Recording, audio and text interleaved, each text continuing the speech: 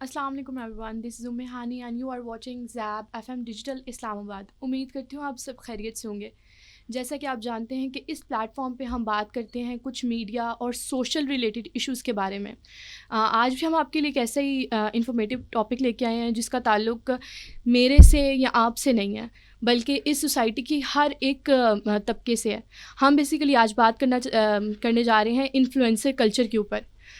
इस पे बात करने के लिए आज भी हमारे साथ मौजूद हैं सलमा कौसर। सलमा कौसर का ताल्लुक़ पीटीवी न्यूज़ से है।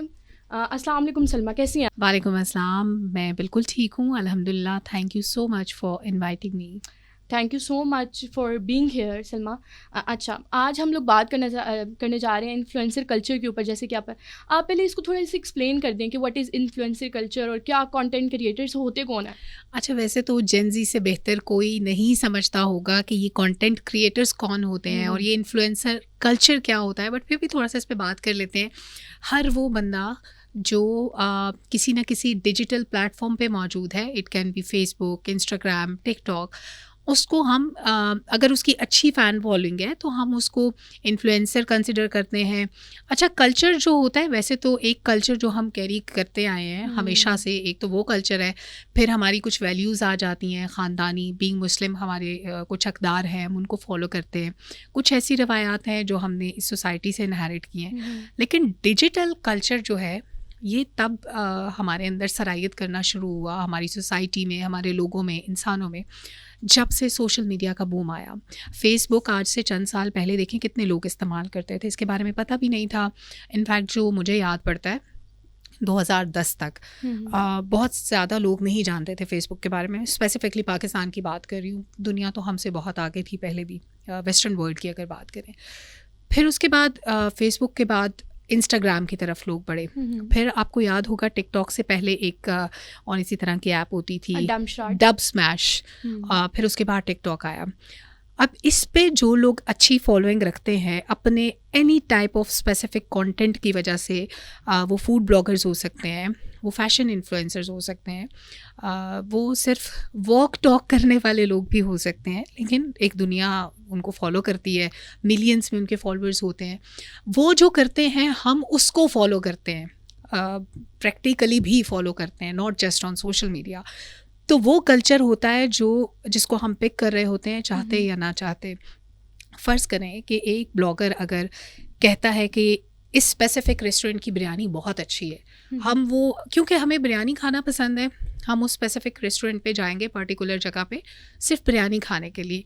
अब वो एक बंदे का टेस्ट डेवलप्ड हो सकता है, उसको पसंद तो ज़रूरी नहीं हमें पसंद है, या एक दूसरा रेस्टोरेंट जो अच्छी बिरयानी बना रहा है लेकिन वो किसी इन्फ्लुएंसर को फ्री में नहीं खिला रहा, इट डजंट मीन कि उनकी बिरयानी अच्छी नहीं है। बिल्कुल ऐसे ही सलमा, इसी के ऊपर मैं आपको रोकना चाह रही थी। ये पॉइंट इतना इम्पॉर्टेंट है कि हम देखें कुछ लोग ऐसे ऐसे प्रोडक्ट्स देते हैं। आप देखें ऑर्गेनिक प्रोडक्ट्स हैं, एक इस तरह का ब्रांड आ रहा है, एक इस तरह का ब्रांड आ रहा है, हमें नहीं पता वो क्या, एक इन्फ्लुएंसर जो उनसे है वो हमें इन्फ्लुएंस कर रहा है कि ये वाला प्रोडक्ट, फलां प्रोडक्ट बहुत अच्छा है, आप इसको यूज़ करें। अगले दिन उसकी स्किन ख़राब हो जाती है यार। बिल्कुल ऐसे ही है। और अगर आपने देखा हो, बड़ा फेमस है एक खातून इन्फ्लुएंसर जिनका सैलून है और वो लोगों को गोरा करने के लिए फेशियल्स बताती है और वो अपनी डील्स लगाती है, मैंने ये डील लगा लिया, आके ले जाएं। हालांकि डॉक्टर्स, डर्मेटोलॉजिस्ट हमेशा मना करते हैं कि ये जो इनके अंदर मरकरी होता है, जो आपका कॉम्प्लेक्शन फेयर करने के लिए क्रीम्स होती हैं, and they are not good for your skin, लेकिन आप स्टिल वो क्रीमें खरीदते हैं, इस्तेमाल करते हैं। तक नहीं सलमा, ये food, sports, even each and everything. मैंने स्टार्ट में इसीलिए बोला था कि सिर्फ हमारी या आपकी ज़िंदगी से रिलेटेड नहीं है, ये तमाम की ज़िंदगी से, जितने भी शोबा है ज़िंदगी है, सबसे रिलेट करिए। ये चीज़ कितना गलत इम्पैक्ट छोड़ रही है हमारी ज़िंदगियों के। बिल्कुल आप हानी दुरुस्त कह रही हैं कि इसका इम्पैक्ट भी गलत है, ये कल्चर भी दुरुस्त नहीं है। मैं इसको दुरुस्त इसलिए नहीं कहती कि देखें, कोई भी इनोवेशन आती है ना, हम उसको बगैर देखे सोचे समझे अडॉप्ट करते हैं। इस पॉइंट पे जब सोशल मीडिया हमारी रग रग में सरायत कर चुका है, we need to educate people कि आपने सिर्फ अच्छी पैकिंग पे नहीं जाना, किसी भी प्रोडक्ट की, वो क्रीम है, वो खाने का कोई इंग्रेडिएंट हो सकता है, वो कुछ भी है, आपने सिर्फ इस पे नहीं जाना क्योंकि मीरम परवेज़ ने ये चीज़ पहनी थी तो मुझे भी ये पहनना है, या अगर रजब भट्ट ने ऐसी शादी की थी, ऐसा फंक्शन किया था तो मुझे भी करना है। नो, आपने अपनी वैल्यूज़ भी देखनी है, आपने अपना बजट भी देखना है, आपने ये भी देखना है कि वो फैशन आपको सूट कर रहा है या नहीं, वो फूड जो आपने किसी इन्फ्लुएंसर को रिकमेंड करते देखा कहीं वो एक्सपायर्ड गोश्त का भी बना हो सकता है, बिल्कुल वो तो उसको या तो पैसे मिल रहे होंगे इन्फ्लुएंसर को और या फिर फ्री में खाना मिल रहा हो, कोई ना कोई इंसेंटिव मिल रहा होगा, आपको वो इंसेंटिव नहीं मिल रहा, यू आर गोइंग टू पे द कॉस्ट और फिर आपने उसके आफ्टर इफेक्ट्स भी बेयर करने हैं। और यही बात है, काफ़ी सारे इन्फ्लुएंसर्स हर इंटरव्यू में ये बोल भी चुके हैं कि हमें टिकटॉक डायरेक्टली पे नहीं करता, ट्रू, इंस्टाग्राम पाकिस्तान में मोनेटाइज नहीं है, फेसबुक पाकिस्तान में मोनेटाइज नहीं है। हानि पैसों से हट के, हाँ पैसों से हट के जो हमारी सेहत की, हमारी ज़िंदगी की कॉस्ट है और हमारी हार्ड अर्न मनी की जो कॉस्ट है वो कोई दूसरा उसको अंडरस्टैंड नहीं कर सकता। बिल्कुल हमारी मेहनत का कमाया हुआ पैसा क्या हम इसलिए उड़ाएंगे कि रबीका की शादी या रजब की शादी पे बहुत खर्चा हुआ तो हमने लाखों करोड़ों रुपए लुटाने हैं? नो, हमारे पास अगर 1 लाख का बजट है तो हम सिर्फ करीबी रिश्तेदारों को बुला के खाना खिलाएंगे। अगर हमारा 500 रुपये का बजट है तो हम एक सादा कपड़ा ख़रीद के शलवार कमीज़ घर पे स्टिच कर लेंगे, हमें 5 लाख का जोड़ा नहीं ख़रीदना। बिल्कुल बिल्कुल। और एज इट इज़ खाना, फूड ब्लॉगर्स इतना अच्छा खूबसूरत खाना, लिटरली मेरा अपना दिल करता है कि मैं वो खाना खाऊं और मैं उस रेस्टोरेंट पे पहुंच जाऊं, बट आई नो कि वो खाना खाने के काबिल है या नहीं, क्या उस बजट में मेरी पूरी फैमिली खाना खा सकती है? अगर एक जगह पे मैंने 10,000 का बफे लेना है तो why not my family should enjoy the meal. मैं अकेले अपनी ज़ात पे 10,000 रुपये खर्च के आ जाऊंगी, मैंने अपनी इनकम भी तो देखनी है ना। तो ये जो हम अंधाधुंध फॉलो करते हैं उन लोगों को जिनकी फॉलोइंग बन चुकी है, मुझे फॉलोइंग बनने पे कोई एतराज़ नहीं है, हम उनको सोशल मीडिया स्टार्स कहते हैं, कभी हम फिल्म स्टार्स को कहते थे, लेकिन हमारे जो एक्चुअली शाइनिंग स्टार्स हैं शायद वो मोस्टली डिजिटल मीडिया पे मौजूद नहीं होते। yes. तो अनफॉर्चुनेटली हमें उनकी ज़िंदगी के बारे में भी नहीं पता, हम उनके चीज़ों को फॉलो भी नहीं कर रहे होते। किसी बच्चे ने अगर बहुत अच्छे नंबर लिए, बहुत अच्छे ग्रेड्स के साथ पास हुआ, हमें नहीं पता, तो हमारे बच्चे वो फॉलो नहीं कर रहे कि हमने भी अच्छे नंबर लेने हैं, हमने भी ऐसा पढ़ना है, हमें भी उनकी तरह। अली मुइन का नाम आपको याद होगा, बहुत सारे A ग्रेड्स लिए थे अली ने।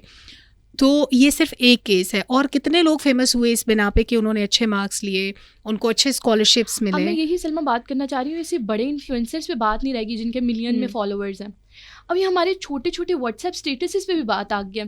आपने जो A+ की बात की, अगर किसी बच्चे का फॉर एग्जांपल A+ आ जाता है, उसकी मामा या उसके बाबा फ़ौरन पिक्चर खींचते हैं और एक व्हाट्सएप पे लगा देते हैं, और दूसरा जो बच्चा जिसने बेचारे ने B+ लिया होगा, B लिया होगा, फ़ौरन उसके घर पे तो एक तूफान बर्पा हो जाता है। हानि ज़ाती तौर पे मैं इसके ख़िलाफ़ हूँ, इस कल्चर के ख़िलाफ़ हूँ कि फ़लाँ के बच्चे के इतने मार्क्स हैं तो आप भी लें। भाई आपके बच्चे की एबिलिटीज़ डिफरेंट होंगी, हो सकता है उसके अंदर एक अच्छा आर्टिस्ट हो, उसके अंदर एक अच्छा स्पोर्ट्समैन हो, why don't you explore the ability.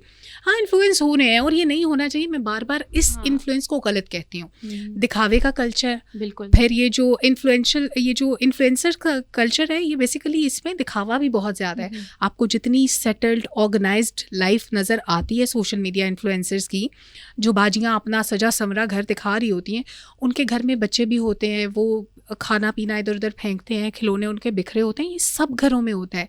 एक कमरा साफ़ सुथरा रख के वहीं रिकॉर्डिंग करके और बार बार लोगों को ये दिखाना कि हर घर में लड़ाई हो, हर हस्बैंड अपनी बीवी को कहे फ़लाँ औरत तो सोशल मीडिया इन्फ्लुएंसर है, फिर भी उसका घर इतना ऑर्गेनाइज्ड है, हमारे घर में ये मैस है, ये वो। ठीक है, सफाई निस्फ़ ईमान है, लेकिन जिस घर में लोग रहते हैं, जो घर आबाद होते हैं, वहाँ पे आपको सफाई भी करनी होती है, वहाँ रूटीन के लड़ाई झगड़े भी होते हैं, खाना पकाना भी होता है। हर घर की जो इनकम है वो डिफरेंट होगी, कहीं मियाँ बीवी दोनों कमाते होंगे, कहीं पे एक कमाता होगा, उनको अपने एक्सपेंसेस मैनेज करने हैं। ऐसा नहीं कि वो किसी इन्फ्लुएंसर से मुतासिर हो के लोगों की तलाक़ें हो जाती हैं इस बात पे। बहुत से ऐसे केसेस हैं, आपको याद होगा कि क्वीन दारो जो एक इन्फ्लुएंसर ही थी, उनकी डिवोर्स हुई सोशल मीडिया की वजह से, फिर उनकी दूसरी शादी हुई, फिर उनको बहुत ट्रोल किया गया। तो घरों के टूटने का सबब भी अब ये इन्फ्लुएंसर्स बन रहे हैं, विच इज़ वेरी अनफॉर्चुनेट। तो हमने सोशल मीडिया कल्चर को इनहेरिट तो कर लिया, अब हमने इसको रैशनलाइज करने के लिए लोगों को, या rational use of social media लोगों को कैसे हमने सिखाना है, लोगों को एजुकेट कैसे करना है, ये बीइंग सोसाइटी हम सब का फ़र्ज़ है।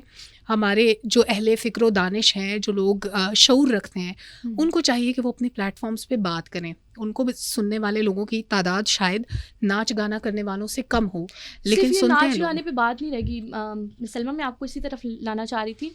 देखें, टिकटॉक पे 15 सेकंड 20 सेकंड मैक्सिमम 1 मिनट की वीडियो, इंस्टाग्राम पे 1 मिनट की वीडियो चल जाएगी, आप फेसबुक पे आएंगी सेम प्रोसीजर, यूट्यूब पे आप 15-15 मिनट अपने घर को दिखा रहे हैं। ट्रू। आप क्या इन्फ्लुएंस, लोगों को क्या दिखाना चाह रहे हैं कि हमारे घर पे ये होता है, आपके घर पे क्यों नहीं होता?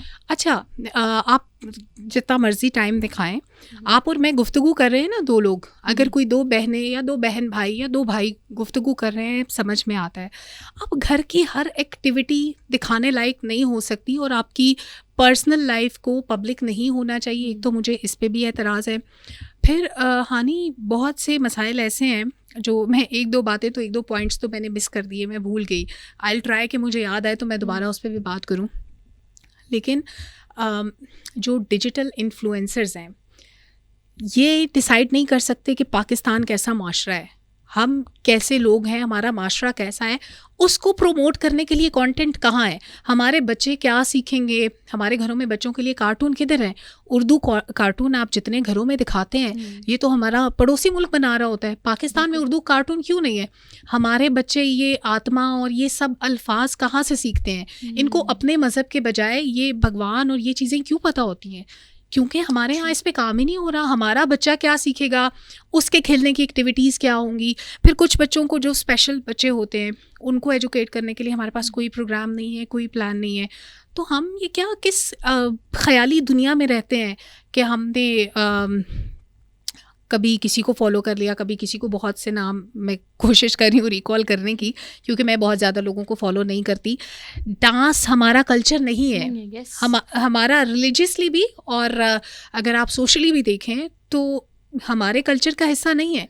हम सिर्फ देखा देखी उसको फॉलो करते हैं। हम चाहते हैं हमारे बच्चे भी सीखें, हम बच्चों से उनके इंटरेस्ट नहीं पूछते। लेकिन ये चीज़ें जो हम इधर उधर से देखते हैं टीवी पे, आपने देखा होगा कि अब पाकिस्तान में बहुत से वो जो सास बहू के ड्रामे थे पड़ोसी मुल्क के, उनको बैन कर दिया गया, जो कि बहुत अच्छा इनिशिएटिव था। हमने तुर्की से जो ड्रामे ख़रीदे, जो पाकिस्तान में उर्दू में डब करके दिखाए, बहुत अच्छा कंटेंट था। उसमें हमारी हिस्ट्री है, मुसलमान क्या थे, मुसलमानों की तारीख़ क्या थी। तो ये होना चाहिए। मैं इसको इनकरेज करती हूँ। गवर्नमेंट अगर जो अच्छा काम करती है, आप उसको क्यों ना सपोर्ट करें, आप क्यों ना तारीफ़ करें उसकी। सलमा, लास्ट में कुछ वर्ड्स कंटेंट क्रिएशन के बारे में बोलें कि हम लोग, शादी हो कंटेंट, कोई फोत हो गया कंटेंट, ईद आ गई कंटेंट, हर चीज़ से हम क्यों कंटेंट निकालना चाह रहे हैं? अच्छा लफ्ज़ नहीं है, लेकिन मैं बहुत भारी दिल के साथ ये कहना चाहती हूँ कि हम तमाशबीन कौम बन चुके हैं। हम सब तमाशबीन हैं। हमारे हाथों में ये जो मोबाइल हर वक्त मौजूद होता है, हमें हर चीज़ रिकॉर्ड करनी है, सोशल मीडिया पे डालनी है। अभी पिछले दिनों स्वात में एक वो हुआ वाक़या, बहुत तकलीफ़देह था। लोग सोशल मीडिया के लिए वीडियो बना के अपलोड करते रह गए। क्या कोई तरीका नहीं था? बहुत कम फासले से वो वीडियो बनी है। कोई तो उनकी ज़िंदगी बचा सकता था, वो 15-16 लोग जान से चले गए।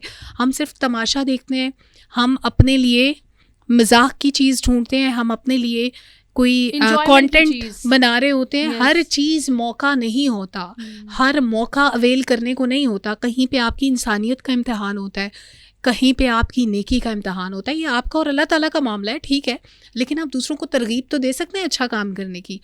तो कंटेंट अच्छी बात है। अच्छा, फिर जो लोग कंटेंट बना रहे हैं, उसके लिए रूल्स एंड रेगुलेशंस बड़े ज़रूरी हैं। ऑल्दो सोशल मीडिया को कंट्रोल करना इज़ वेरी डिफ़िकल्ट। इसके लिए हमें बहुत मेहनत दरकार होगी, बहुत मुश्किल भी होगी। लेकिन विदाउट एनी रूल और रेगुलेशन हम सोशल मीडिया को अगर कहें कि कंट्रोल कर सकेंगे, या किसी अनपढ़ आदमी के हाथ में मोबाइल है, उसको नहीं पता कि क्या बात करनी है और क्या नहीं करनी, लेकिन क्योंकि उसको टिकटॉक पे आने का शौक़ है, वो कोई फजूल बात करेगा, 4 लोग उसको देख के हंसेंगे, 4 और फॉलो करेंगे, वो भी मिलियंस में पहुंच जाएगा। मैं बहुत से ऐसे लोगों को जानती हूँ जिनके बहुत फॉलोअर्स हैं और वो बेचारे पढ़े लिखे भी नहीं हैं। पढ़ा लिखा ना होना बुरी बात नहीं है, लेकिन हम उनको फॉलो कर रहे हैं और हम उनकी चीज़ें देख भी रहे हैं, पिक भी कर रहे हैं। हम किसी पढ़े लिखे बाशऊर आदमी की बातें भी देख सुन और उनको पिक कर सकते हैं। बिल्कुल, but we are not doing that. अरे thank you so much Salma, इतनी इन्फॉर्मेटिव बातें।